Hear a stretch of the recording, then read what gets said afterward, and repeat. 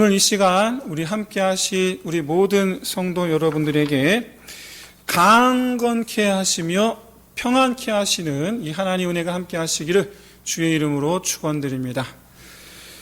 여러분, 레아 그러면 남편에게 사랑받지 못한 사람, 대표적으로 남편에게 사랑받지 못한 사람이라고 누구나 다 그렇게 생각하고 있습니다.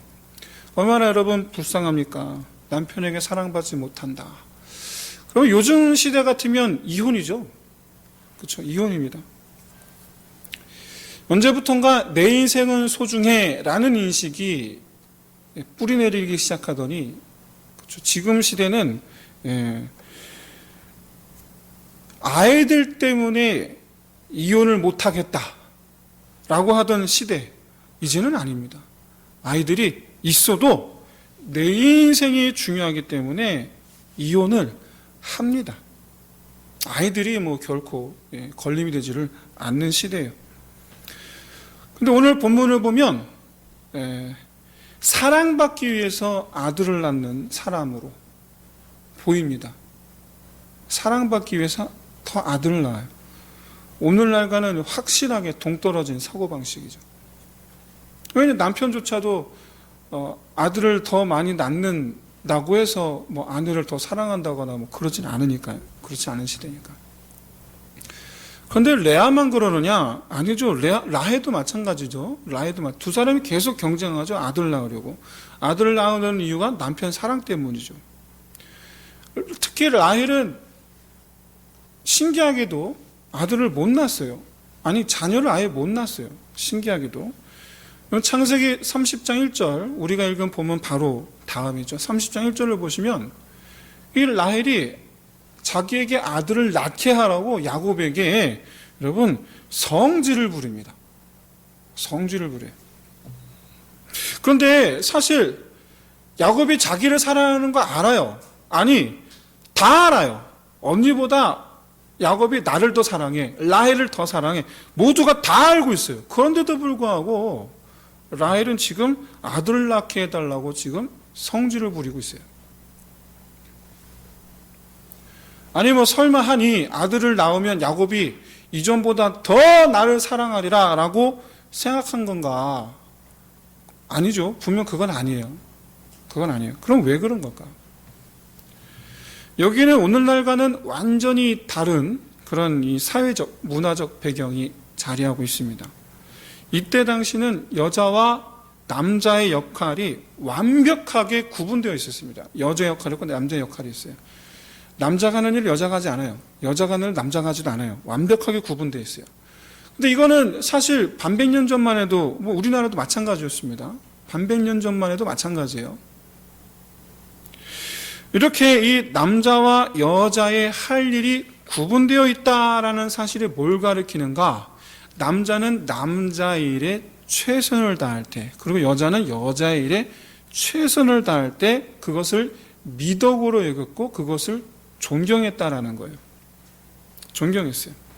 그런데 그 중에 여자의 할 일 중에 제일 중요한 일, 제일 첫 번째입니다. 제일 첫 번째로 중요한 일이 바로 무엇이냐면 아들을 낳는 일이에요. 딸이 아니고 아들을 낳는 일. 최고의 미덕이에요. 그러면 아들을 낳게 되면 1차적으로 남편으로부터 존중을 받게 됩니다. 남편으로부터 존중을 받게 되고, 더 나아가서 주변 사람들, 내 가족뿐만 아니라 동네 마을 사람들까지도 존귀히 여김을 받습니다. 심지어 밑에 하인들조차도요, 아들을 낳은 부인과 아들을 낳지 못한 부인, 차별합니다. 눈에 보이지 않는. 거기다 그뿐만이 아니죠. 아들을 낳지 못하면 남편은 반드시 그런 아내를 사랑한다 하지 않는다 감정과는 별개로, 그것과는 상관없이 반드시 아들을 얻기 위해서 또 다른 아내나 첩을 맞이하게 됩니다. 그런데 이것을 이 아내가 못하게 막을 수가 없어요. 나는 아들을 낳지 못했으니까. 그러자 실제로 남편이 아내를 또 다른 사람을 아내로 또는 첩으로 맞이했다. 그럼 당연히 여러분 어떻습니까? 뺏기는 기분이 들 수밖에 없죠. 그렇죠? 뺏기는 기분이 들어요. 이게 바로 라헬이 언니 레아에게 갖는 감정이에요. 남편을 뺏기는 듯한 느낌을 갖는 거예요. 사실 둘 다 같은 날 시집 왔는데 같은 날 시집 왔는데도 불구하고 그런데도 불구하고 라헬은 남편을 언니에게 뺏기는 듯한 느낌을 가지니까 그러니까 지금 자기에게도 남편을 아들 낳게 해달라고 지금 성질을 부리는 거예요. 그런데 여러분 실제로 이 라헬의 입장에서는 이 야곱의 밑에 부리는 사람이 또 있잖아요. 자기와 언니를 쳐다보는 눈길이 다르죠. 그러니까 이제 화가 나는 거죠. 우리는 이 라헬이 아들을 낳지 못한다라는 것이 그녀에게도 또한 고통이었다.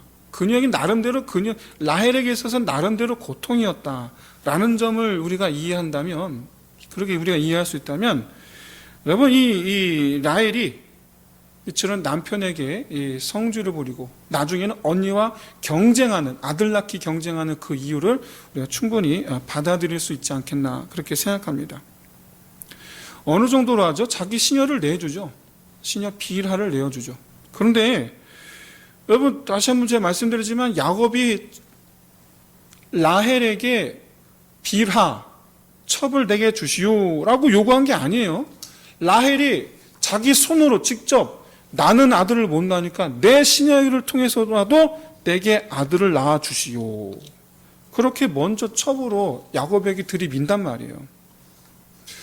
근데 정말 이 얄밉게도 야곱이 거절 한번 하지 않죠.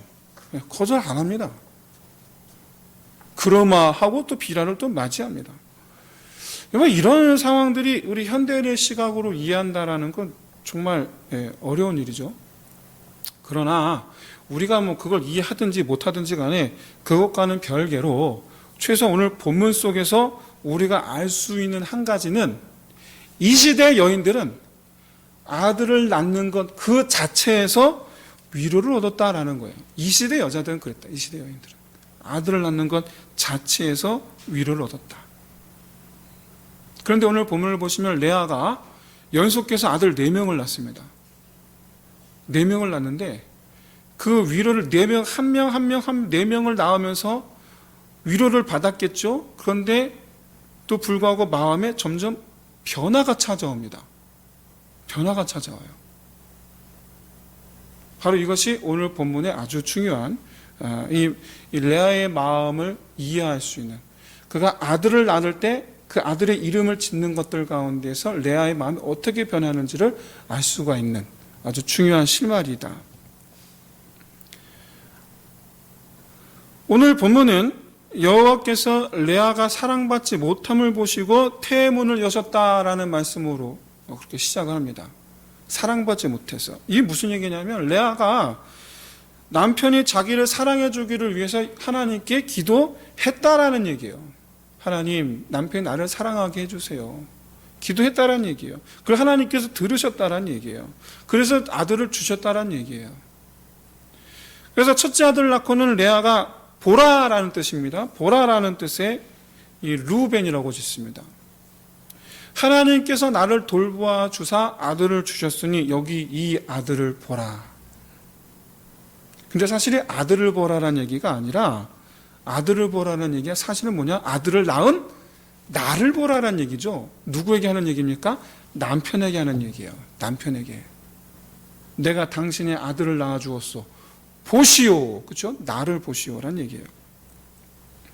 그런데 오늘 보면 31절에 보시면 상대적으로 라헬은 자녀가 없었다라고 말씀하고 있죠. 그럼 이 얘기는 반대로 레아와는 반대로 라헬의 남편에게 항상 사랑을 받아서 자녀를 주시지 않은 것인가? 그런 의문이 들어요.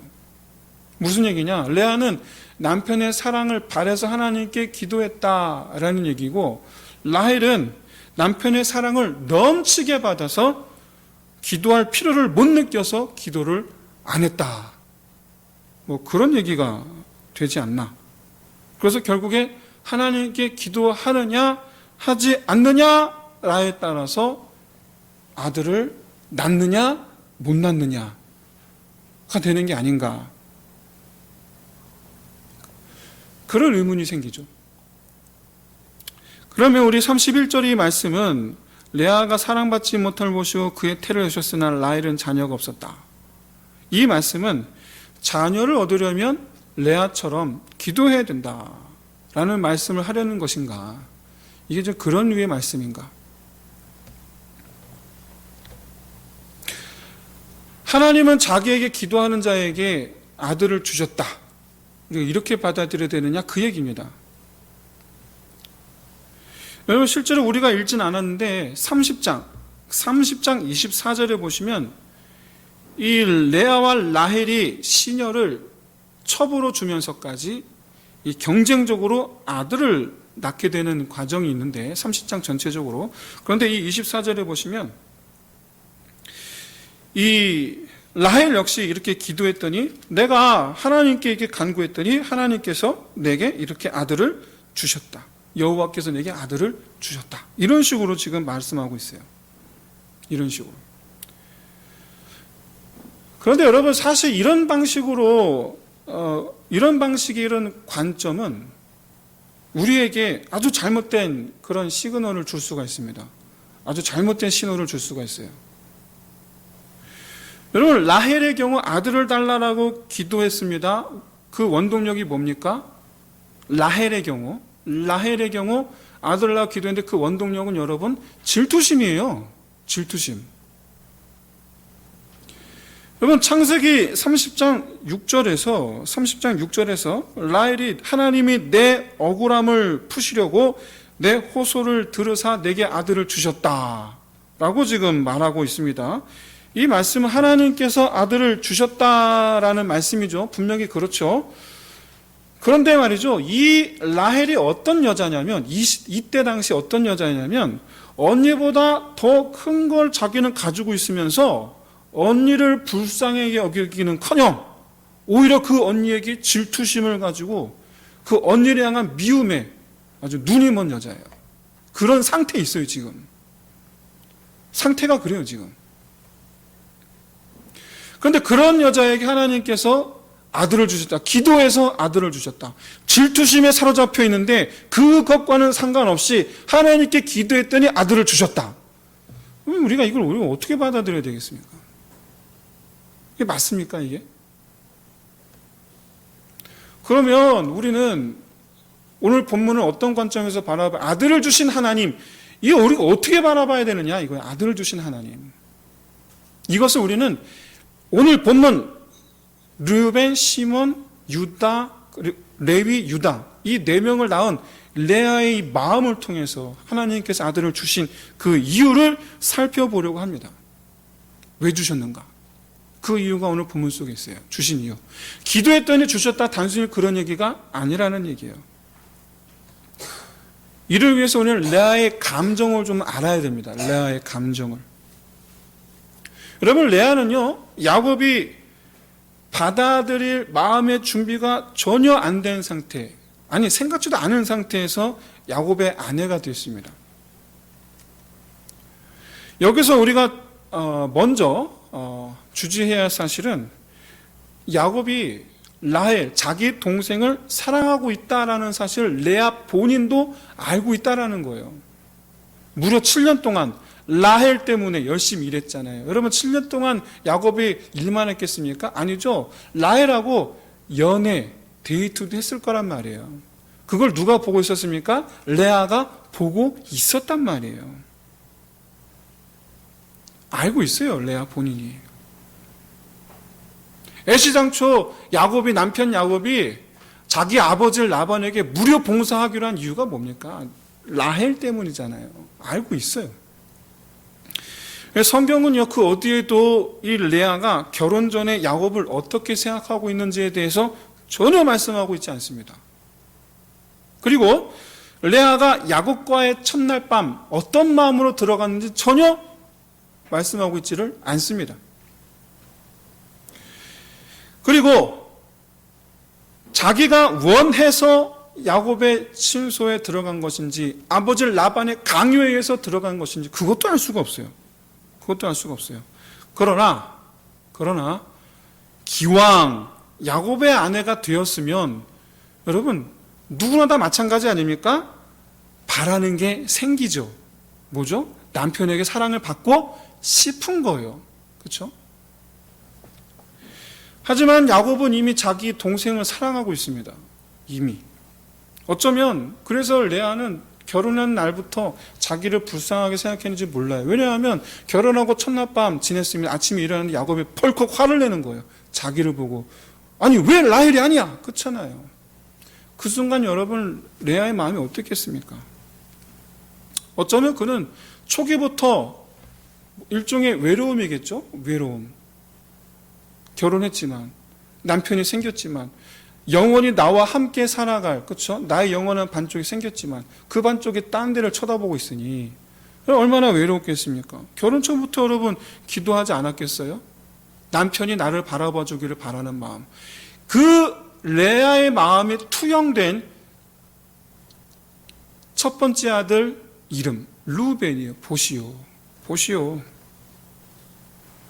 이후로 어쩌면 이 레아는 남편이 자기를 그렇죠 봐주고 아껴주기를 바라는지도 몰라요. 그런데 여러분 기대대로 되지를 않았지 않습니까? 기대한 대로 되지를 않았어요. 이런 이 레아의 이 실망감에 표현된 이름이 바로 둘째 시몬이에요. 들으셨다. 내가 사랑받지 못함을 여호와께서 들으셨다. 근데 여러분 하나님께 기도할 때 이런 기도할 때 사실 레아의 마음을 가득 채운 건 무엇입니까? 야곱이죠. 그렇죠? 야곱으로 마음이 가득 찬 거예요. 그래서 야곱을 놓고 기도하는 거예요. 기도했던 원동력이 야곱인 거예요. 레아에게 있어서는 야곱에게 사랑받는 게 목표인 거예요. 그래서 레아가 아들을 낳는 것은 아들 자체를 바라는 게 아니고 남편을 바라는 거죠. 그렇죠? 남편에게 바라기를. 이런 여러분 실망감의 특징이 있습니다. 실망감이 계속되면 계속될수록 둘 중 하나예요. 하나는 결국은 포기하게 되거나, 그렇죠? 포기하게 되거나. 또 다른 하나는 집착하는 겁니다. 실망감이 계속될 때 특징이에요. 집착하거나 포기하게 되거나. 그런데 레아는 전혀 다른 길로 갑니다. 포기도 아니고 집착도 아니고 새로운 길로 나아갑니다. 보겠습니다. 그렇게 실망감을 갖다가 셋째를 낳았단 말이에요. 근데 그의 이름이 연합이에요. 연합. 내 남편이 지금부터 나와 연합하리로다. 이 얘기 무슨 얘기냐면 셋째를 낳기까지는 레아가 남편의 사랑을 지금 바라고 있어요. 지금 레아의 시선이 남편에게 고정되어 있어요. 요즘 말로 그렇죠? 뇌피셜이라고 그러잖아요. 희망회로를 지금 돌리고 있어요. 나와 함께하리라. 그런데 여기서 우리가 놓쳐서는 안 될 사실 한 가지가 있습니다. 그것은 바로 뭐냐면 지난주에 제가 말씀드린 대로 야곱이 레아와 라헬 두 사람과 결혼하고 난 뒤에 13년 뒤에 떠난다라는 사실이에요. 그래서 첫째 루벤부터 11번째 요셉까지 이 11명의 아들을 이 13년 동안 다 낳았다라는 얘기예요. 다 낳았어요. 실제로 이 11명의 아들들 나이가 각각 어떻게 되는지는 모릅니다. 뭐 어떤 아들들은 뭐 같은 해에 태어났을 수도 있어요. 어떤 아들들은 어쨌든 중요한 것은 이 아들들 11명의 아들들 나이 차이가 적었을 것이다. 갭이 적었을 것이다. 제가 무슨 말씀을 드리는 거냐면 루벤, 시몬, 레위를 낳기까지 이 기간이 짧았을 거다. 즉 신혼 초에 해당된다는 얘기예요. 신혼 초에. 무슨 말입니까? 야곱은 레아에게 충실하고 있어요. 지금 어쨌거나 충실하고 있어요. 야곱은요 레아에게 남편 노릇하기를 외면하지 않았어요. 억지로 결혼했지만 하지만 레아에게도 충실한 남편 노릇을 했어요. 그는 아내들에게 늘 항상 변함이 없는 사람이었어요. 특히 레아의 경우, 그렇죠? 외면하지 않습니다. 나중에 여러분 레아가 12아들 중에 무려 6명을 낳아요. 야곱은 늘 그 자리에 있어요. 어떤 분은 뭐 이렇게 말씀하실 수 있습니다. 아니 뭐 남편 노릇만 하면 뭐 하느냐, 마음이 중요하지, 감정이 중요하지, 그렇게 여러분 말씀하실 수 있습니다. 그래서 레아가 바란 부분이 바로 그런 부분이 아닐까, 우리는 그렇게 생각합니다. 아마 그럴 거예요. 맞을 거예요. 하지만 여기는 우리가 간과해서는 안 될 인물이 한 명 더 있습니다. 바로 라헬입니다. 라헬. 레아가 셋째 이름을 레위라고 지은 이유가 뭐예요? 라헬 때문이에요. 즉 야곱이 라헬을 떠나 내게로 와주길, 나와 연합하기를 바라는 거예요. 이혼을 얘기하는 게 아닙니다. 라헬에 대한 야곱의 그 마음을 자기에게로 가져오기를 바라는 거예요. 야곱이 자기를 버리지 않을 것이라는 사실을 이제는 레아도 압니다. 야곱이 떠나지 않을 거예요. 자기를 버리지 않을 거예요. 이제는 알아요. 그전에는 두려웠어요. 불안했어요. 자기를 안 찾을 줄 알았어요. 그런데 맨날 자기를 찾아. 변함이 없어. 한 가지 욕심이 더 붙였습니다. 동생에서 떠나 내게로 오기를. 이게 바로 이 레위의 이름 담긴 레아의 마음이에요. 그런데 말이죠, 야곱은요 계속 변함이 없어요. 좀 변하면 좋겠는데 항상 그 자리예요. 그러다가 넷째를 낳습니다. 여전히 레아를 찾아준 거죠. 그런데 이때부터 넷째를 낳았을 때 레아의 마음에 드디어 변화가 찾아옵니다. 여러분, 루벤을 낳았을 때는 자기와 억지로 결혼했기 때문에 버림을 받을까 불안감이 있어요. 그 불안감 속에서 지은 이름이 루벤이야. 나를 봐달라고. 그런데 아들 낳아줬으니까 이제 나를 사랑하겠지?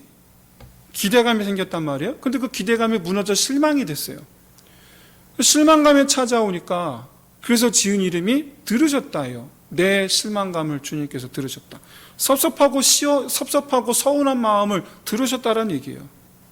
그런데 이렇게 보니까 야곱은 계속 그냥 그 자리에 있는 거예요. 계속. 변함이 없는 거예요. 이로 보건대 가만 보니 야곱이 나를 아내로 맞이한 게 아내로 여기고 있음이 틀림이 없어요. 아, 나를 아내로 생각하고 있구나. 나한테도 변함없는 남편의 모습이에요. 최소한 나를 외면하거나 버리거나 그렇게 불안에 떨 필요가 없어요. 바라는 마음, 라헬에게 주는 그 마음 내게 주기를. 그래서 지은 이름이 셋째 연합이에요. 그런데도 변함이 없어요.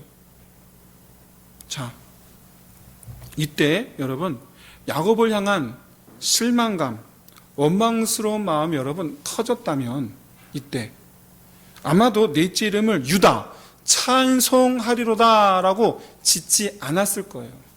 그렇게 짓지 않았을 거예요. 레아는 안 겁니다. 앞서 세 아들을 낳는 동안 그는 체험하게 된 거예요. 첫째 확인했고 둘째 체험했어요. 확인한 것은 뭘 확인했느냐? 야곱이 변함이 없다. 늘 항상 거기 있더라. 체험하게 된 것은 뭘 체험했느냐? 그런데 하나님도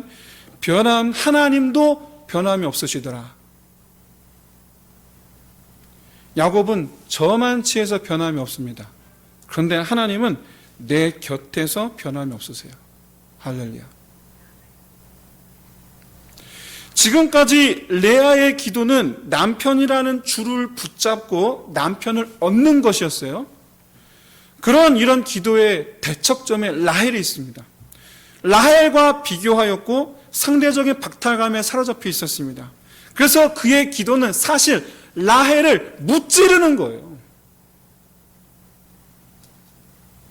그러나 앞서 세 아들 낳을 때에는 레아의 기도는 라헬을 무찌르는 거였는데 유다를 낳을 때쯤 되니까 레아는 저 무정한 남편이 변함없이 맨날 그 자리에 있는 것처럼 하나님 역시 변함없이 자기와 함께 하시는 것을 깨닫게 됩니다. 이것이 하나님께서 레아에게 아들을 주시는 이유예요. 이게 레아는 남편을 향해서 남편의 자기를 보아주기를 바라는 바람으로 아들을 낳았는데, 하나님은 레아를 향해서 내가 하나님이 곁에 있음을 알게 하시기 위해서 아들을 주신 거예요. 아들을 주신 이유는 야곱이 레아에게 돌아오게 하기 위해서가 아니라 레아가 하나님께로 돌아오게 하기 위해서예요. 이후로 레아는 자기 시녀였던 실바를 첩으로 주어 그를 통해 두 아들을 얻습니다. 그리고 자기도 두 아들을 낳습니다. 넷을 더 낳아요. 근데 이 넷의 이름이 여러분 바로 유다를 낳고 난 다음에 내가 여호와를 찬송하리로다 라고 고백하고 난 다음에 연이어나는 내 아들들의 이름이 어떠냐? 실바에게서 낳은 첫째 아들 복되도다, 가시예요. 복되도다.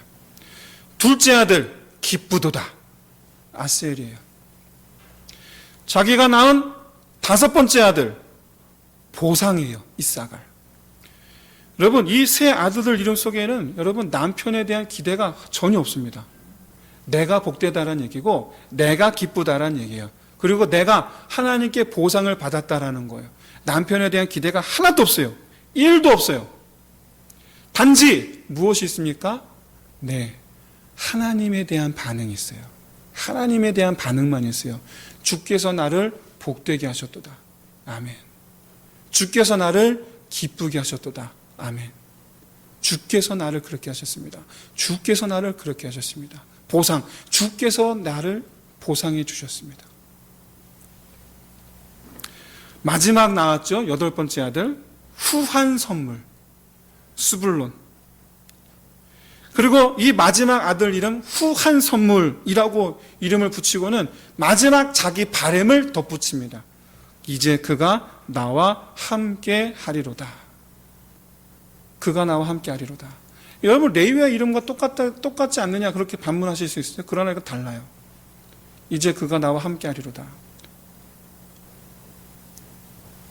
마지막 이 말은 남편에 대한 미련을 버리지 못하는 마음을 표현한 것이 아닙니다. 지금 레아는요, 마지막 이 8번째 아들을 하나님께서 주신 선물이라고 표현하고 있어요. 하나님께서 주신 선물. 그는 여전히 지금 그의 눈은 여전히 지금 하나님께 머물러 있어요. 하나님이야말로 변함없이 은혜를 베푸시는 분이신 줄을 알고 고백하는 그 이름 후한 선물이에요. 하나님만이 내게 주신다. 하나님만이 나를 풍성케 하신다. 하나님만이 나를 변함없이 내게 은혜를 베푸신다. 그게 스불론이에요.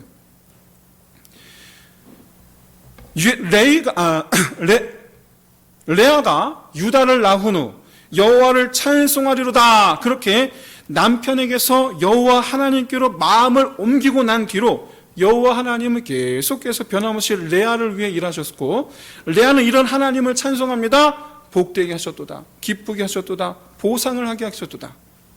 그리고 마지막으로 그가 나와 함께 하게 되리라. 야곱이 자기와 함께 살리라라고 말한 것은 이제부터 자기가 야곱을 편안하게 바라볼 수 있게 되었다라는 것을 뜻해요. 이제 내가 야곱에 대해서 더 이상 미련 두지 않고 난 야곱을 편하게 바라볼 수 있게 된 거예요. 어차피 한 집에 살잖아요. 어차피 한 장막에 살잖아요. 그리고 더더군다나 이 마지막 바람은 영원히 그에게 임하게 됩니다. 하나님께 소원을 아는 거거든요. 영원히 그가 나와 함께 하리로다. 라헬은 죽어서 여러분 베델에 묻힙니다.